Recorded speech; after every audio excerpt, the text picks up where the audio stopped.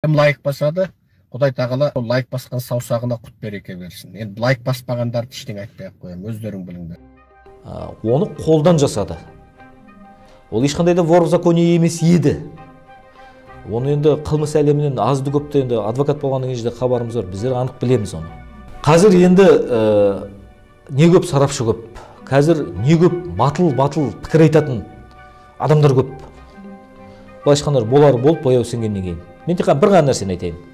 Тура өздеріңіздің көтерген мен датысына дейін есімде. 9 қараша 2021 жылы қолдан қаһарман жасау кімге керек деген бе сондай бір мақалаңыз бар. Сол кезде 2-3 сарапшының ішінде мен де бармын. Сол кезде мен ашық айтқан ойымды.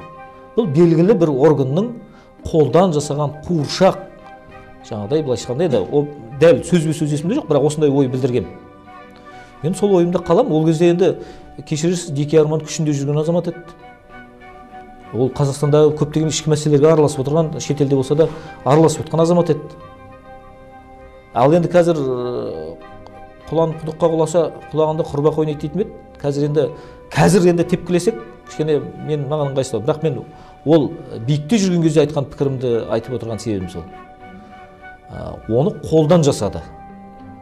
Ол ешқандай да вор в законе емес еді.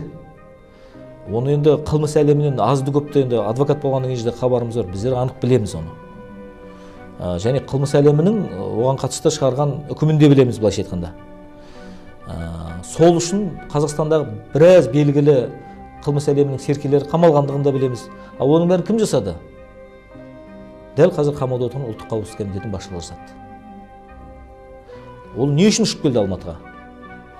Ол белгілі бір осындай процестерге араласу үшін келді, арнайы тапсырмамен. Әйтпесе қарапайым ғана бір мысал. Сол жерде 9 қарашадағы мақалаңызды тағы да есіңізге салып, Ұлыс медианың көтерген мақаласы. Уақытында дер кезінде көтерілген деп есептеймін.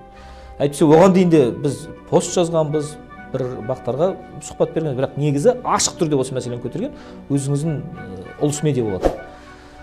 Сол кезде мына бір детальға назар аударса жеткілікті деп ойлаймын. Ол халықаралық іздеуде тұрған қылмыскер болатын. Енді айып дұрыс па, бұрыс па мен білмеймін, бірақ факт ол халықаралық іздеуде тұрған болатын. Қалай қайтып келді Қазақстанға? Кімнің ұшағымен ұшып келді? Бұл мәселе тергеу органдарына белгілі деп есептеймін. Ол бірақ қарапайым билет алып ұшып келе алмайтын еді, өйткені ол іздеуде жүрген адам ғой. Бірақ дәл осы митингілер басталған кезде топ етіп Алматыда митингге шыққандардың ортасынан табылуының өзі үлкен мәселе.